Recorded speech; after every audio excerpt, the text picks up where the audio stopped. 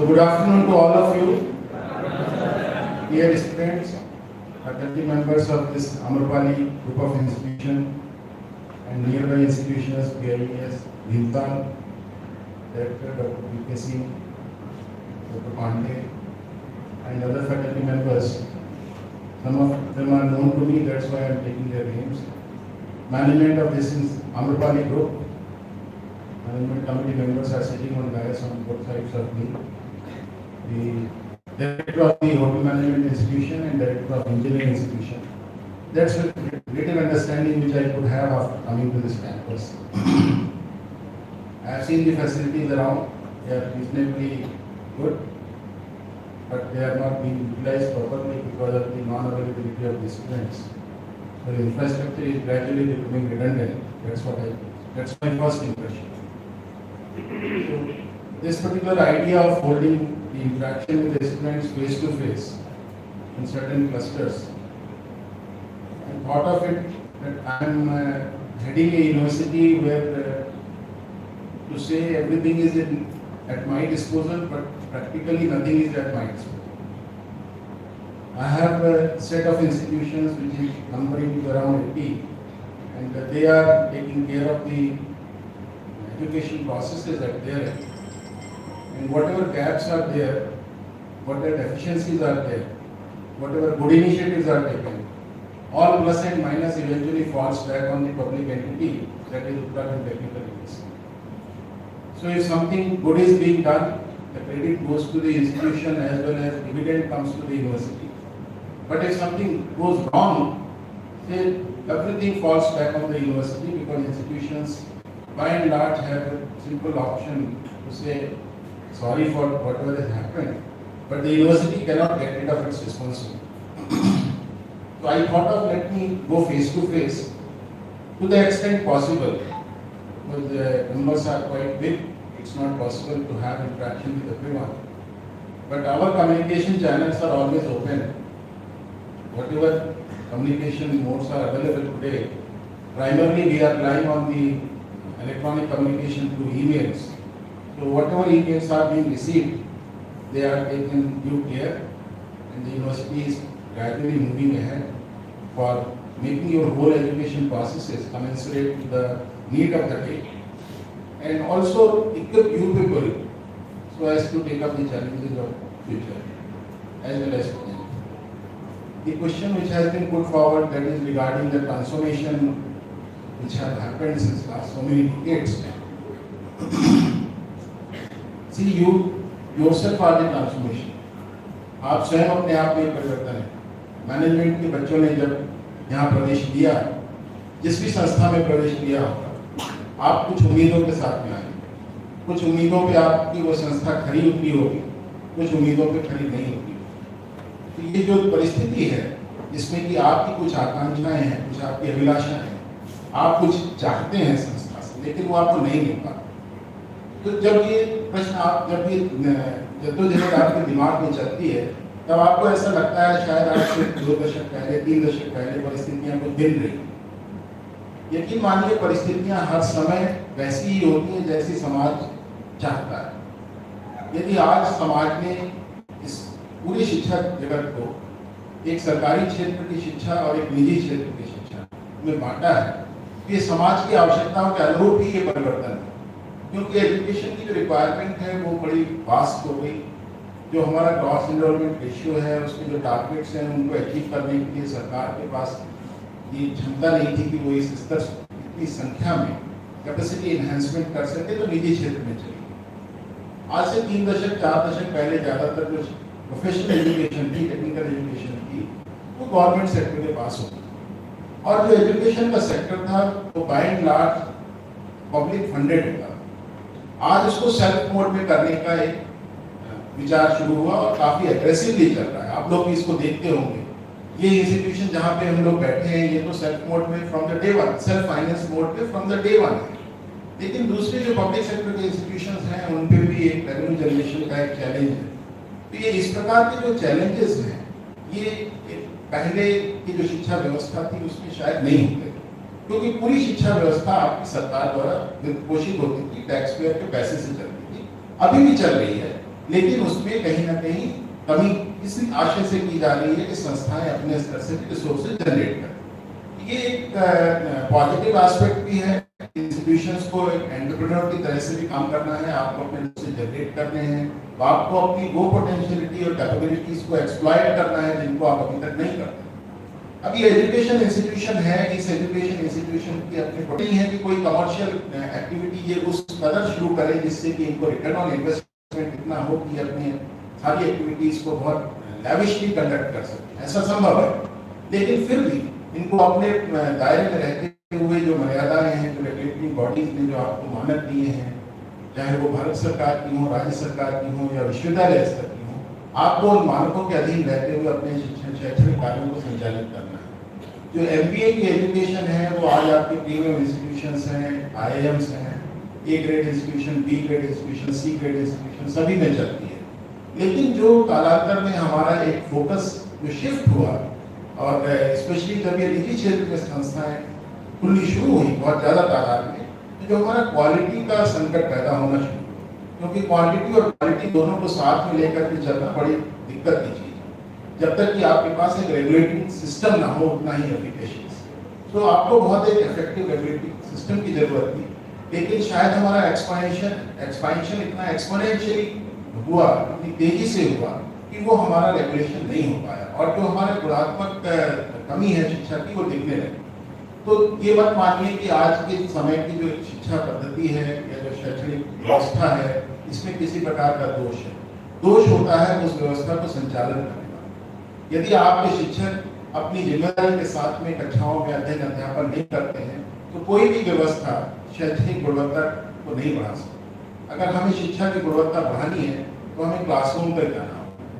मैंने भी यहाँ के बाद में आपकी जितने इन्होंने बिल्डिंग्स दिखाए, हमने क्लासरूम जरूर देखी, क्योंकि मैं क्लासरूम देख करके महसूस करना चाहता था कि इन कक्षाओं में बैठने के बाद मेरी मानसिकता क्या हो, मेरी ज्ञानार्जन की मानसिकता होगी या नहीं। मेरे को ये मैं महसूस करना चाहता था कि आपकी क्लासरूम की जो एम्बियंस है वो लर्निंग के लिए कंड्यूसिव है या नहीं। तो जो पहले तो ये भी नहीं होता था, हमारी जो भारतवर्ष की जो प्राचीन व्यवस्था है उसमें तो आपने गुरुकुल से शुरू किया, तब तो आप खुले मैदानों में बैठ करके अध्ययन अध्यापन चलता था। तो टीचर स्टूडेंट रेशियो होता था वो भी ऐसा नहीं होता था जैसा आज हम कभी 1:15 कहते हैं, कभी 1:20 कहते हैं।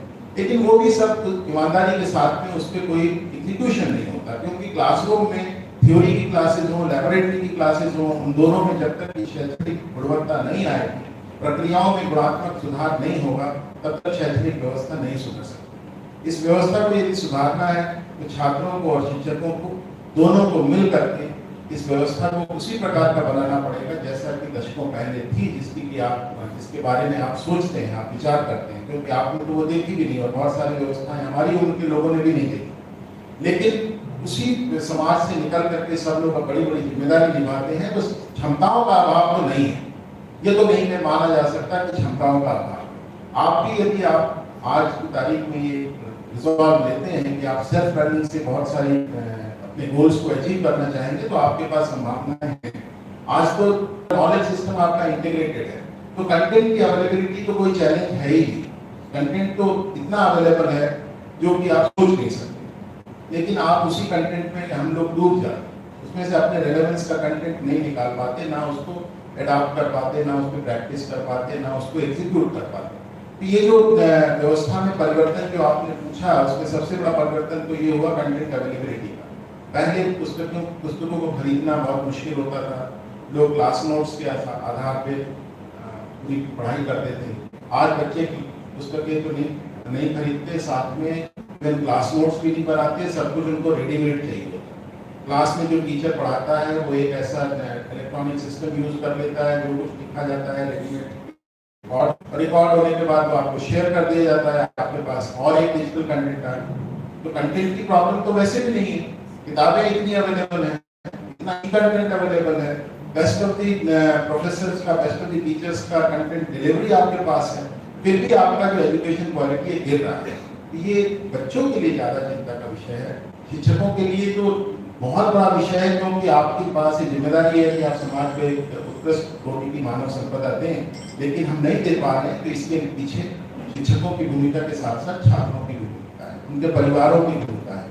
आपको ये महसूस करना चाहिए कि आपके पास जो समय है, जिस पर्पस के लिए आपने उसको लगाने के कमिटमेंट किया है, उसको उसी पर्पस के लिए यूज करें।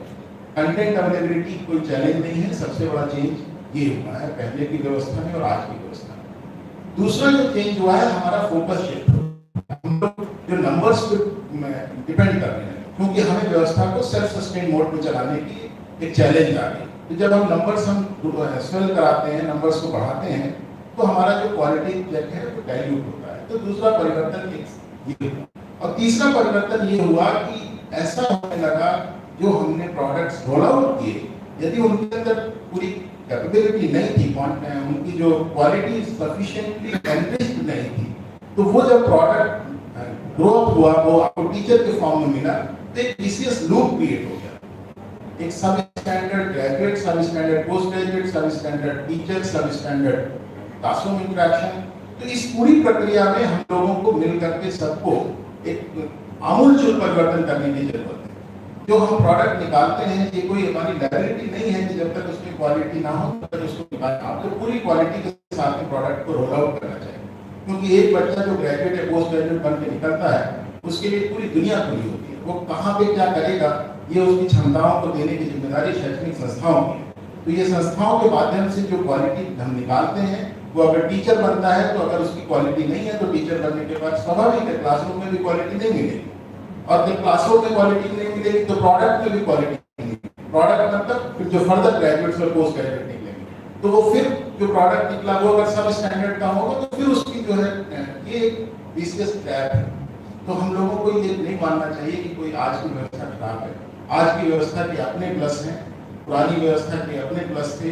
पहले तो फोटोकॉपी नहीं था, किताबें मिलनी मुश्किल होती थी, नोट्स बनाते थे, उन्हीं को एक्सचेंज करते थे, कोई डिजिटल ट्रांसमिशन का मोड नहीं था। आज आपके पास इतनी सुविधाएं हैं, आप एक बटन दबा करके कहीं से कहीं कोई डेटा ट्रांसफर कर लेते हैं, उसके बाद भी यदि उसका उपयोग नहीं कर रहे, तो ये दोष आज की व्यवस्था का नहीं है, आज के समाज का है, जो उसके शिक्षक और छात्र दोनों की जिम्मेदारी करेंगे। कालांतर में आने वाले 10-20 साल के बाद आपकी अगली पीढ़ी आपसे भी पूछेगी कि क्या परिवर्तन हुआ।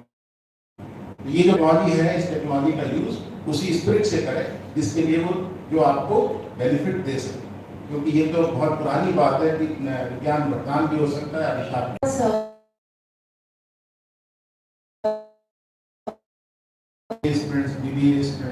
स्टूडेंट तो स्टूडेंट ही होता है और उसके गोल अपने पाठ्यक्रम के हिसाब से तय हो जाते हैं। ये क्लासिफिकेशन तो हमने आपने बनाया क्योंकि हम एक पर्टिकुलर कॉम्पिटेंस के साथ में मैन पावर देना चाहते हैं, जो इस सिविलाइजेशन और पूरी सोसाइटी को सस्टेन कर सके। तो अगर हमने इंजीनियर्स की देने की बात की, तो इंजीनियर्स के लिए हमने बीटेक की क्वालिफिकेशन का एक फ्रेमवर्क बनाया, वो बीटेक के बच्चे हो गए। लेकिन जो शैक्षणिक मर्यादाएं हैं वो सबके लिए एक समान है। आप अपने जब होलिस्टिक डेवलपमेंट की बात करते हैं, तो होलिस्टिक वर्ड ही अपने आप में इतना समग्रता से विकास की बात करता है कि आपको अपनी पर्सनैलिटी की सारी डायमेंशंस को एनरिच करना है। तो अगर आपको सारी डायमेंशंस को एनरिच करना है, तो 24 घंटे में आपके पास 24 कुछ घंटे तो नहीं बढ़ाए जा सकते, किसी भी फ्रैक्शन से नहीं बढ़ सकते। आपको टाइम मैनेजमेंट करना चाहिए। आपका टाइम मैनेजमेंट करने का एसेंशियल सबसे जो क्रिटिकल एलिमेंट है वो आपका सेल्फ डिसिप्लिन। जो हमारे बच्चों के अंदर आज की तारीख में जो सेल्फ डिसिप्लिन है वो इतना कमजोर हो गया। बच्चों की जो अपनी लाइफ स्टाइल है वो उनके सेल्फ डिस्ट्रक्शन के लिए रिस्पॉन्सिबल है। आपको लगता होगा कि आपकी 18 घंटे काम करने से या 16 घंटे इंटरनेट पे लगे रहने से या लगातार कोडिंग करने से आपका होलिस्टिक डेवलपमेंट हो रहा है, ऐसा नहीं है, क्योंकि आपकी दूसरी डायमेंशंस कमजोर हो। तो आपको अपनी जो टाइम मैनेजमेंट है उस पर विशेष ध्यान देना चाहिए और एक सेल्फ डिसिप्लिन इनकलकेट करिए। अपनी टाइमलाइंस को तय करिए कि आपको अपनी दिनचर्या कहाँ से शुरू करके कहाँ तक ले जानी है। अपरिहार्य परिस्थिति में आप उसको बदल सकते हैं, लेकिन ये एक आपकी प्रैक्टिस नहीं होनी चाहिए, हैबिट नहीं होनी चाहिए। कभी कभी तो कोई ना कोई चीजें बदलनी पड़ती है आवश्यकता अनुसार। तो जो आज हमारी जो नई जनरेशन है उसके पास उसको देर रात तक काम करने की आदत है। पहले होता था कि सुबह जल्दी उठ जाइए तो आपको सुबह का आपको माइंड फ्रेश होता था, क्रिएटिविटी अच्छी होती थी, आपकी जो डिलीवरीज हैं बहुत एफिशिएंट होती थी। आज बच्चे रात में देर रात में काम करते हैं, देर रात तक काम करना पसंद करते हैं। तो ये जो परिवर्तन हुआ है इसकी वजह से आपके लाइफ स्टाइल में बहुत सारे बायोलॉजिकल चैलेंजेस भी जनरेट हो रहे हैं। बहुत सारी स्टडीज अवेलेबल हैं, आप देखते होंगे, पढ़ते होंगे कि आपकी पर्सनैलिटी में बहुत डिस्टॉर्शंस आ जाती है। तो ये डिस्टॉर्शंस के लिए हम लोग खुद जिम्मेदार हैं।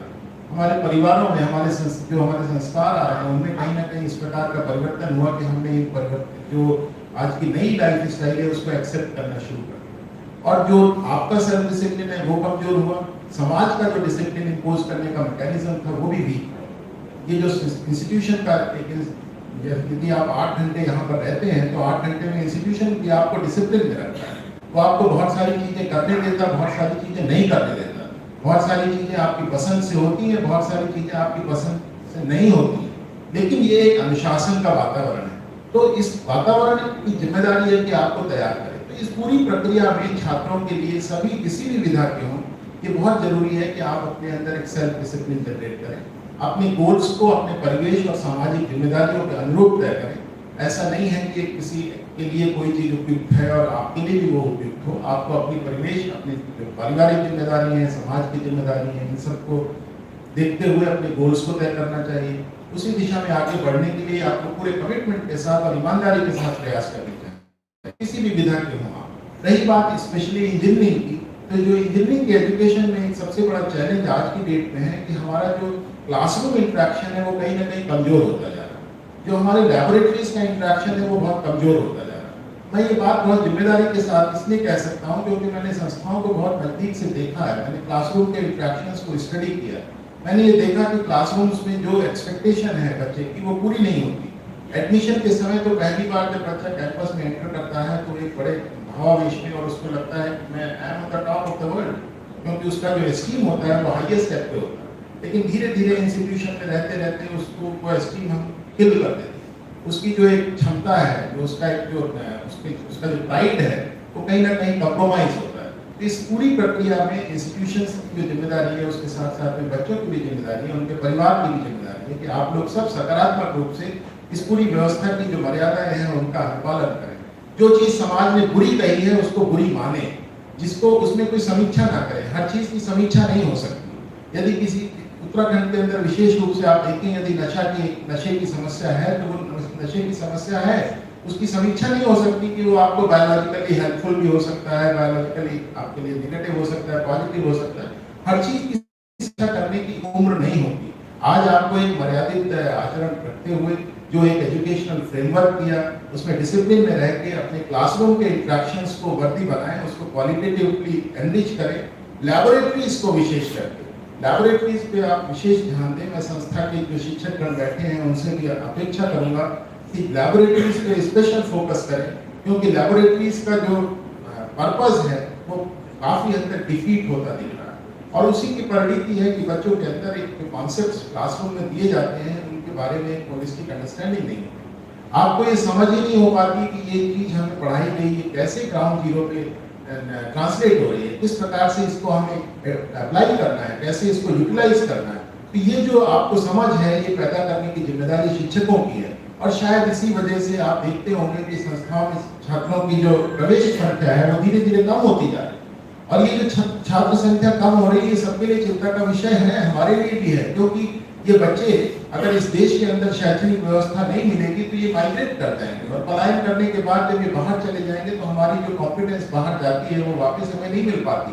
तो उससे देश का पूरा होलिस्टिकली एक लॉस है, बहुत बड़ा नुकसान है। तो आप यहाँ के जो शिक्षक हैं, जो मैनेजमेंट के लोग हैं, सबकी जिम्मेदारी है कि लैबोरेटरीज और थ्योरी क्लासेस पर विशेष ध्यान दें और कोशिश करें कि बच्चों से एक संवाद स्थापित होकर के इस बात की जानकारी हो कि उनकी एक्सपेक्टेशन क्या थी और कहाँ तक वो पूरी। एक एनालिसिस किया जाना चाहिए कि 0 से 10 के स्केल में कि आप एक पर्टिकुलर कोर्स को जब क्लास में कंडक्ट किया जाता है तो प्रतिदिन उसमें कितना कंटेंट उसकी एक्सपेक्टेशन से मिला। क्योंकि ऐसा जब तक कि आप कोई क्वालिटी कंटेंट क्लास में नहीं देंगे तो बच्चा समय खराब करने नहीं आएगा, क्योंकि कंटेंट उसके पास वैसे भी मिल रहा है। तो कंटेंट की अवेलेबिलिटी तो प्रॉब्लम है ही नहीं। तो आपको हमको सबको मिलकर के अपने क्लासरूम्स को एनरिच करना है। लैबोरेटरीज को जो पढ़ाया जाता है उससे इंटीग्रेट करके समझाने की जरूरत है। सिर्फ एक ऑब्जर्वेशन टेबल बनवाने से काम नहीं चलेगा। एक लैबोरेटरी का रिकॉर्ड बना करके उसको टीचर टिक लगा करके मार्क्स दे देता है, सिर्फ वो उद्देश्य नहीं है। लैबोरेटरी का उद्देश्य आपकी जो थ्योरेटिकल नॉलेज आपको दी जाती है क्लासरूम में, उसको कैसे आप रियल लाइफ में अप्लाई करते हैं, इस तक ले जाने की जो जर्नी है उसमें थ्योरी और लैब क्लासेस की अपनी भूमिका है। तो जो आपकी क्वालिटी और एम्प्लॉयबिलिटी का इशू बार बार पैदा होता है, उसमें ये सारी समस्याएं बड़ी अहम है। दूसरी बात, जो हमारा समाज है उसने भी अपनी दिशा बदल ली, उसने सोच बदल ली। हमारे बच्चों की जो प्राइमरी एजुकेशन है, सेकेंडरी एजुकेशन तक आप देखते होंगे कि फोकस शिफ्ट हो गया, सारा फोकस फिजिक्स, केमिस्ट्री, मैथमेटिक्स पे हो गया। जो हमारे आर्ट्स के सब्जेक्ट हैं, जो आपके दूसरे जो अलाइड डिसिप्लिन्स हैं, उनकी समझ नहीं है। उसकी वजह से जो पर्सनालिटी की बहुत सारी कंडीशंस आपकी वीक रह जाती हैं। आपको हिस्ट्री की भी जानकारी होनी चाहिए, आपको ज्योग्राफी की भी जानकारी होनी चाहिए, आपको लिबरल आर्ट्स के सब्जेक्ट्स जो भी पढ़ाए जाते हैं उनकी जानकारी होनी चाहिए। आप देखते होंगे कि एनवायरमेंटल साइंस आज केजी लेवल से पढ़ाया जाता है, ईवीएस करके एक सब्जेक्ट क्लास 1 का बच्चा नहीं पढ़ता, लेकिन फिर भी एनवायरमेंट के प्रति कंसर्न उतना स्ट्रांग नहीं हो पाया। इसका मतलब है कि पूरी प्रक्रिया में कहीं ना कहीं जिस इंटेंशन के साथ में उसको ऑफर किया जा रहा है और जिस इंटेंशन से उसको एक्सेप्ट किया जा रहा है, इसमें एक गैप है। ऐसा नहीं है कि आपको लैंग्वेज पढ़ाई नहीं जाती, लैंग्वेज आपको फ्रॉम द डे वन पढ़ाई जाती है। आपको मदर टंग भी पढ़ाई जाती है, हिंदी भी पढ़ाई जाती है, इंग्लिश भी पढ़ाई जाती है, लेकिन एक ग्रेजुएट से भी अगर आप एक्सपेक्ट करें कि वो एक 3-4 सेंटेंस फ्लॉलेस लिख दे, तो बहुत बड़ी संख्या है जो कि ऐसा नहीं कर पाती। फिर हम उनको कहते हैं कि दे आर नॉट एम्प्लॉयबल। तो हायर एजुकेशन सेक्टर की अपनी सीमाएं हैं। वो किसी भी प्रोडक्ट को एक लेवल का अगर होगा तो उसके आगे तराशने का काम तो कर सकता है, लेकिन जो उसने 12 साल 14 साल एक प्राइमरी और सेकेंडरी एजुकेशन में खर्च किए हैं, उसको हायर एजुकेशन 3 साल या 4 साल में पूरा नहीं कर सकता। वो गैप तो रहेगा ही। तो जो हमारे समाज में जो शिक्षा के प्रति जो एक नजरिया है, जिसमें कि होलिस्टिक एजुकेशन को एक्सेप्ट करने की हमने एक अपने रिजर्वेशंस पैदा कर दिए कि बच्चे को, अगर आपकी कोशिश ये रहेगी कि कक्षा 6 से ही अगर उसका जेईई में एडमिशन कोचिंग में हो जाए तो कक्षा 6 से डाल दो, क्योंकि माँ बाप को ऐसा लगता है कि 12वीं के बाद उसको पूरे जीवन का लक्ष्य आईआईटी में एडमिशन है, और इसकी वजह से जो उसका बाकी जो डेवलपमेंट होता है वो रुक जाता है, और उसको जाती जितने सब्जेक्ट पढ़ाए जाते हैं उनको वो उस स्पिरिट से एक्सेप्ट ही नहीं करता, सिर्फ एग्जाम पास करने के लिए किया जाता है। तो ये एक जो हमारे बच्चों के अंदर जो वीकनेसेस हैं, उन वीकनेसेस को आप समझदार हैं, आपको खुद मेकअप करना है इन गैप्स को, और आपको इंश्योर करना है कि आप अपनी पर्सनैलिटी के अंदर वो सारे कंपोनेंट्स, सारे एट्रीब्यूट्स स्वयं जनरेट करें जिनकी की आपको लाइफ में जरूरत होगी। You are matured enough, you can understand, realize and appreciate the weaknesses which you have and be honest to yourself. Be disciplined, make your own goals as per your circumstances. The life is all with you. Everything is available to you, provided you want it to take it. इच्छा शक्ति आपकी होनी चाहिए। पहले इच्छा शक्ति पैदा करके व्यवस्था आपके साथ में है। यदि आप चाहेंगे तो परिवर्तन होगा, यदि नहीं चाहेंगे तो नहीं होगा। हम लोगों ने अभी यूनिवर्सिटी की तरफ से माइक्रो मैनेजमेंट का एक इनिशिएटिव लिया। हमने आपसे अटेंडेंस मॉनिटरिंग सिस्टम एक इंट्रोड्यूस कर दिया।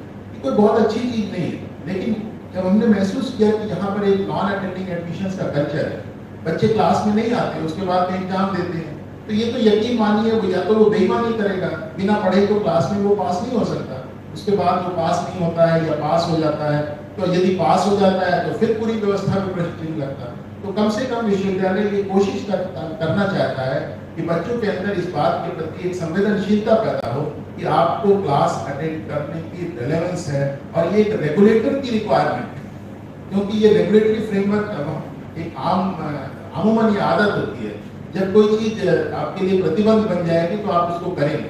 तो ये प्रतिबंध सिर्फ इसलिए डाला गया कि बच्चों के अंदर क्लास के प्रति एक सेंसिटिविटी हो, एक सीरियसनेस जनरेट हो। जब आप सीरियस होंगे तो टीचर स्वतः सीरियस हो।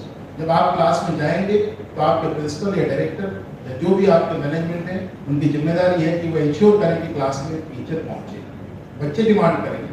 सो we want the system to be student centric, बच्चों के हिसाब से चीजें इवॉल्व हो, जो आपकी आवश्यकताएं हैं, जो आपकी अपेक्षाएं हैं, आकांक्षाएं हैं, उसके अनुरूप व्यवस्था को बदलना चाहिए। और विश्वविद्यालय आपके साथ में है, आपकी जो भी एक्सपेक्टेशंस होंगी उनके हिसाब से परिवर्तन करेंगे। लेकिन क्लासरूम इंटरेक्शन, लैबोरेटरी इंटरेक्शन और में क्वालिटेटिव इंप्रूवमेंट चाहिए। आपके अंदर आपकी पर्सनालिटी में सारे एट्रीब्यूट्स लाने की जिम्मेदारी आपकी भी है।